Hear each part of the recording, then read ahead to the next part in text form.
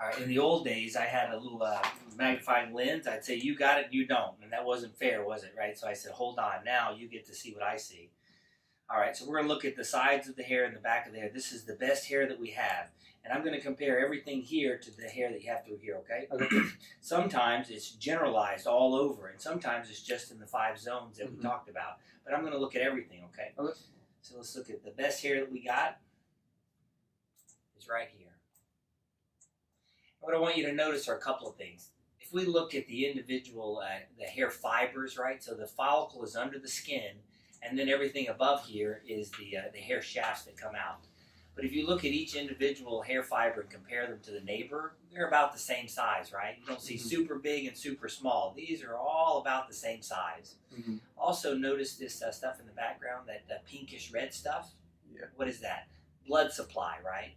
So then put on your thinking cap. When Rogaine came into the marketplace, right, they said what causes hair loss is bad blood supply, right? And that made logical sense. So they said if you get more blood supply to the area, it'll regrow hair. That's what they thought Rogaine, how it worked. They found out later it was a prostaglandin, because if hair loss was caused by poor blood supply, would it happen when you're 18 or when you're 80? Right? Yeah. When you're 80. So it wasn't blood supply. Now, what it really happened was it was a prostaglandin, so it's a growth factor. So it grew a little, but it never stopped the underlying biochemical imbalance that caused the hair loss, right? That's why it never really worked, and it never could work, right? Okay. All right, so now we're going to look at all the other hairs and see if they look just like this. If they are, you're out of here. You've got no problems, okay? We're going to go to zone 1 first. You tell me. Does that look the same? Nope. Doctor. Yeah.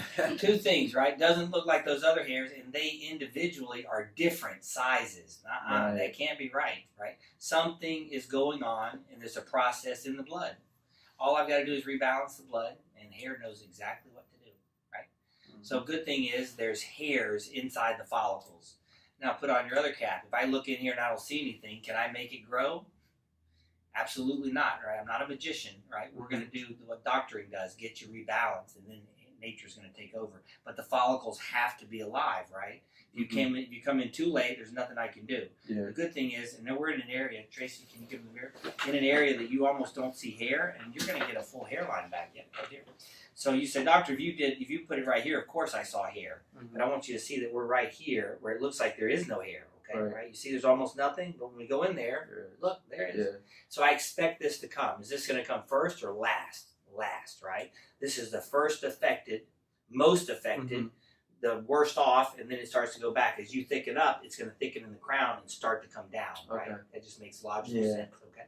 All right, very good. So zone 1, 100% affected, but 100% of hair still there, okay? Same thing, right?